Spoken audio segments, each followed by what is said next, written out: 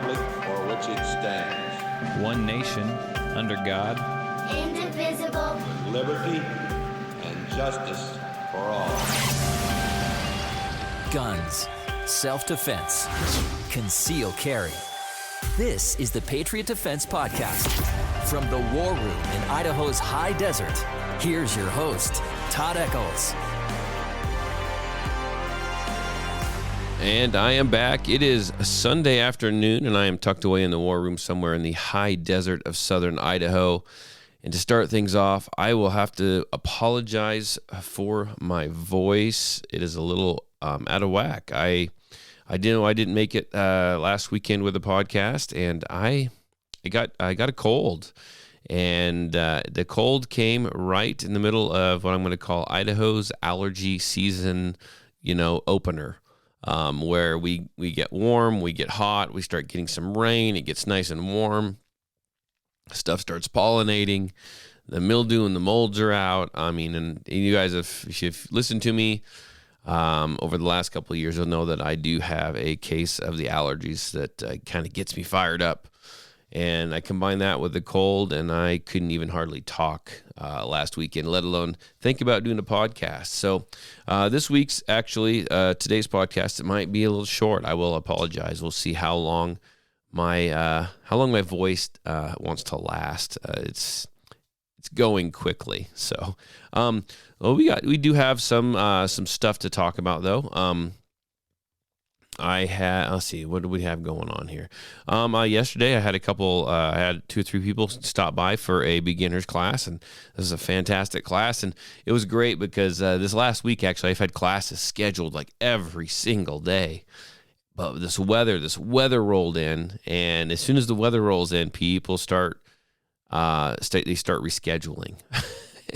And it's kind of interesting to watch. They just start rescheduling like clockwork. And it's not that I'm going to make them go and learn and shoot in this weather. I mean, it's been pretty bad weather. We're talking like snow and 40-mile-an-hour winds and just straight up downpours and everything else. So I kind of expected people to reschedule. But it's interesting because I'm going to get this giant backlog of classes that I'm just keep pushing every week. I just keep pushing them. Well, it's not me making the choice. I guess it's the students making the choice.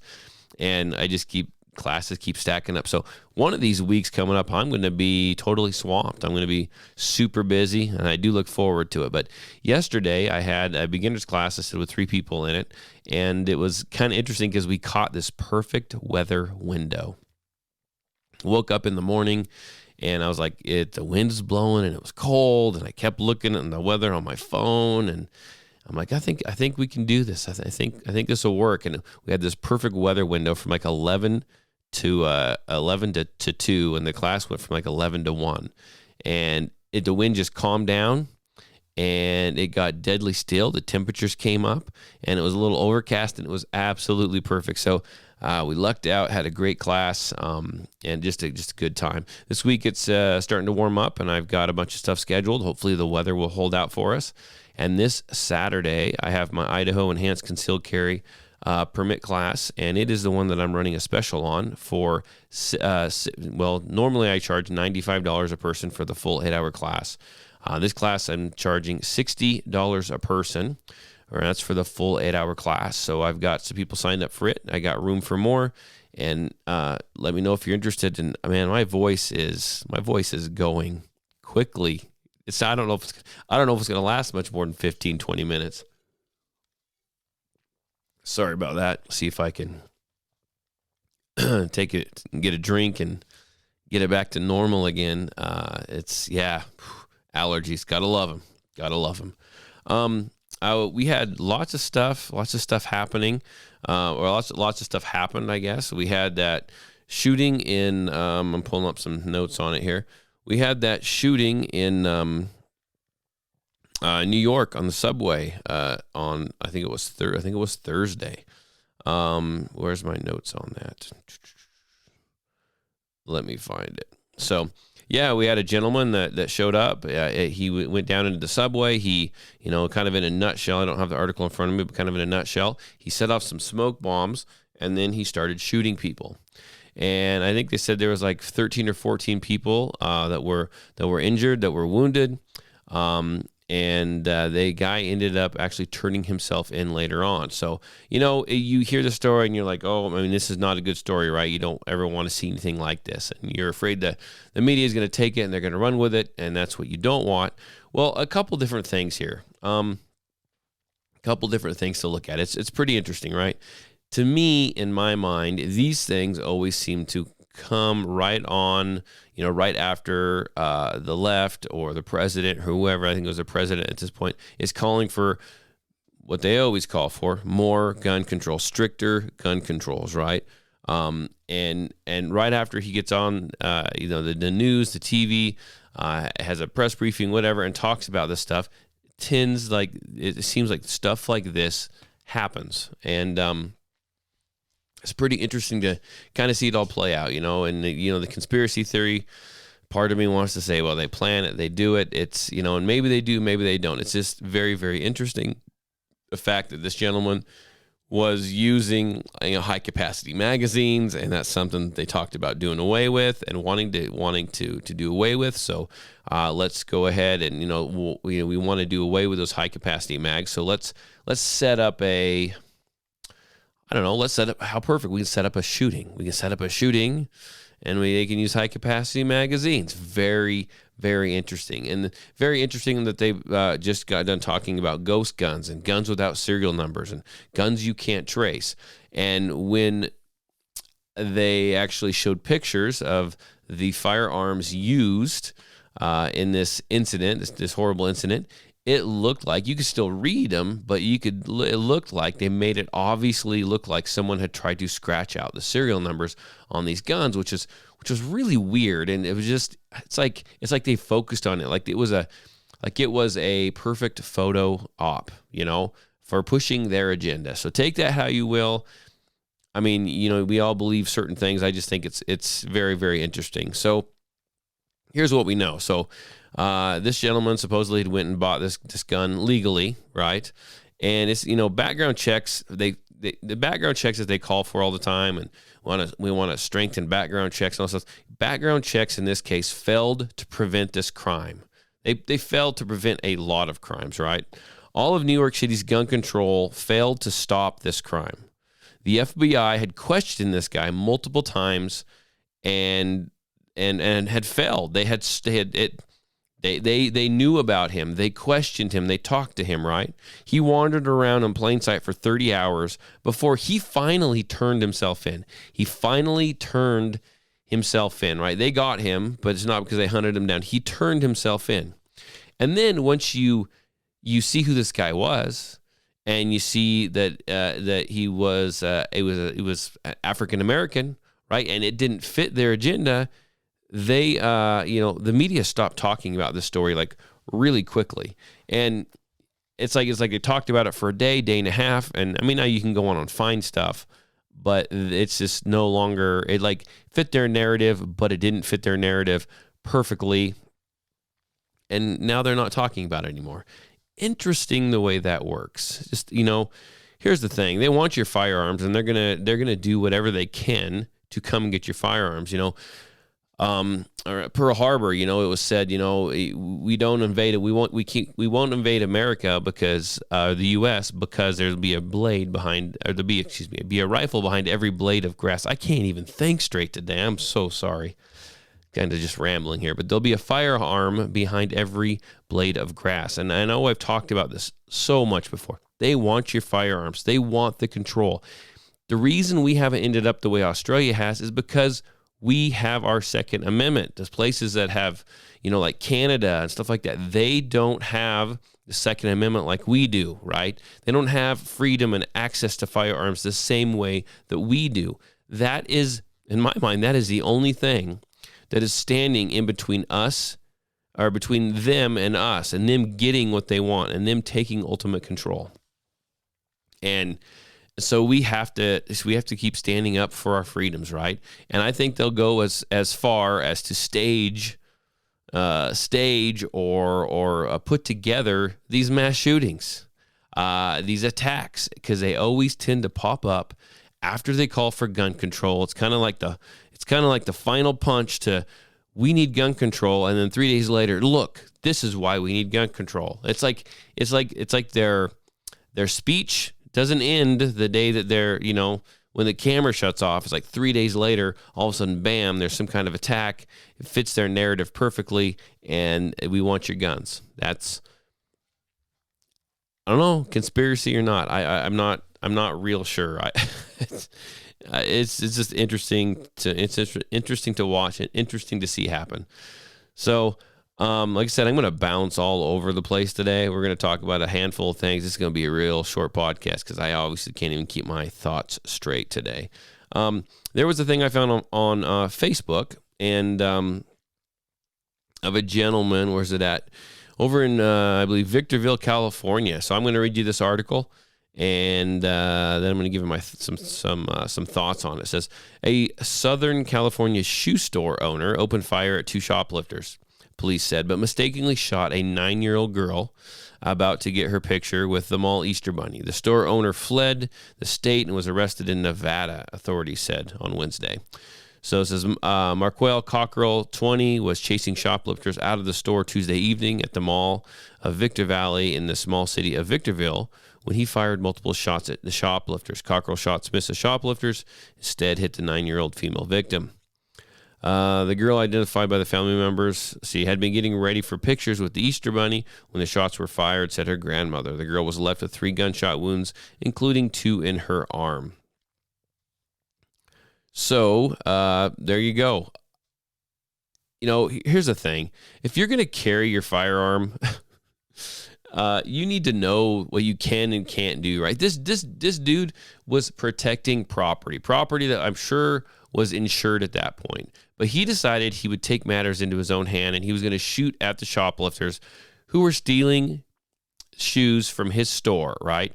He did this with disregard for anyone around him, right? He made a bad choice. You don't protect your property. Now he shot this girl, and it's this girl's going to have probably a severe. She didn't die. Fortunately, she didn't die, but she's got a kind of fracture that they can't surgically fix, and she's probably going to have to wear a special brace for it for the rest of her life. And so she has affected. That family has been affected, all because this guy was trying to defend a pair of shoes. They stole shoes. Unbelievable. Here's what you need to take away from this. Don't use your guns to protect property. Okay? Rights come with responsibilities. We need to demonstrate real responsibility in our ownership and use of guns, right? If we don't, others will then continue to try to legislate their version of a responsibility upon us. I mean, that's what's going to happen. If we go out and we start looking a fool and not being responsible and making bad decisions and things like this continue to happen, then the government's going to come down and say, you guys aren't responsible with your firearms, so we're going to have to step in and we're going to have to tell you how to be responsible. We're going to have to legislate you and regulate you so you will be responsible. Okay? If you're going to carry a gun, and this is just me being, well, it's not just me being a trainer. This is how I actually feel, right? If you're going to carry a gun and you're going to carry to protect you and yourself, you need training. If you're going to carry into the world, you need training. Yes, carrying a gun is your right. I get that. I do. And I don't think that the training should be mandatory.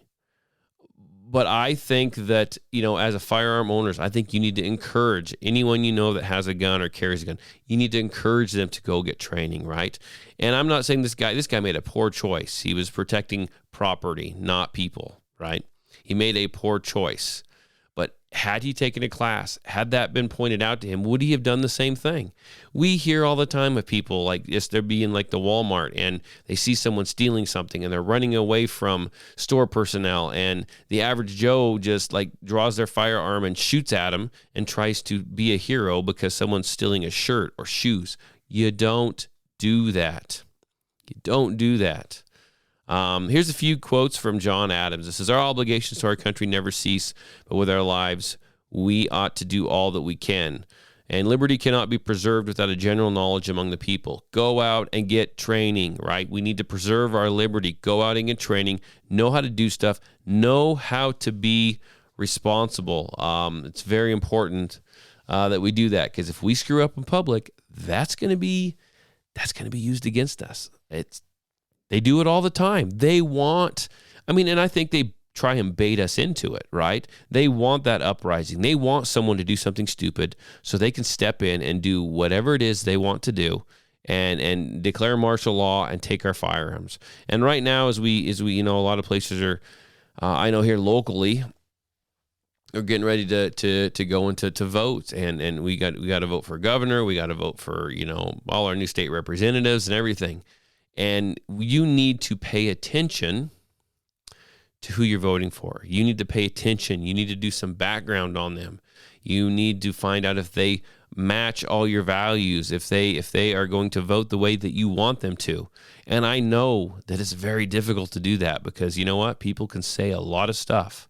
They can say a lot of stuff, and they can get you in there. They can get you in there and get your vote from you. And then as soon as they get voted into office, they totally change their stories. And I don't know the answer for that. I don't have the answer for that. I'm struggling with that myself. Who do I vote for? I know some good people that are running. But are you going to get in there and you're going to get corrupted? And then, my vote was essentially wasted at that point. I put your sorry ass in there, and now you're not doing what you said you're going to do. I look like a fool. I feel like I wasted my vote, and you're legislating my rights away, my freedoms away. I'm struggling with that too. I don't know who to vote for, when it comes down to stuff like that. I'm tired of getting lied to and lied to all the time whenever I go and do this. So it's a struggle. But, I think what you need to do is you just need to research. And you know what? If no one fits the bill, then we need to find people that do fit the bill. And we need to encourage them to run, right? We need to support.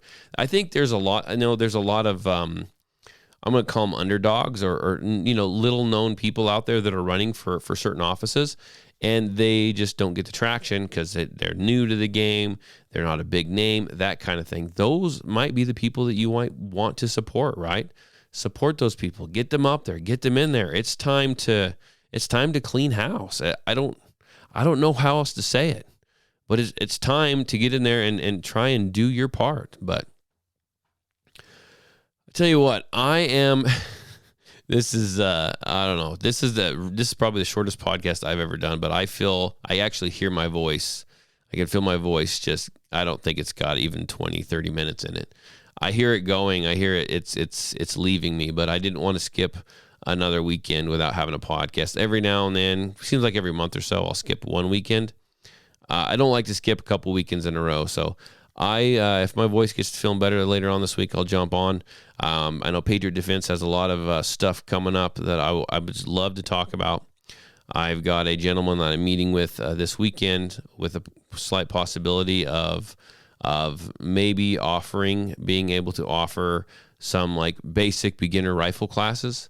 So I'm looking, we don't have a huge range, but I think I can do some real basic type stuff. And so I'm looking forward to that. Seeing if that takes off. Like I said, it's still kind of in the works right now. I've been speaking with another guy that might be able to come down. Hopefully we can put together something this year, and he come down and offer a different type of class than what I normally offer. We're going to kind of join in, go, as a collaboration, and put a class out there. And I'm going to tell you, go out and take classes and continue to train, because it's, we might hit a point where ammo is tough to find again. And so now you got to get some training in and buy your ammo. It's not as cheap as it used to be, but it's not as much as it was. Go out there, buy some ammo, put in some trigger time, get some training in. And let's talk about maybe getting some practical training in, right? I mean, there's a lot of places, and here we go. It's going to be a longer podcast than I thought. I'm kind of getting started. A lot of places that I groups, schools that I follow online, not even just locally, but there's just a lot of groups I follow online.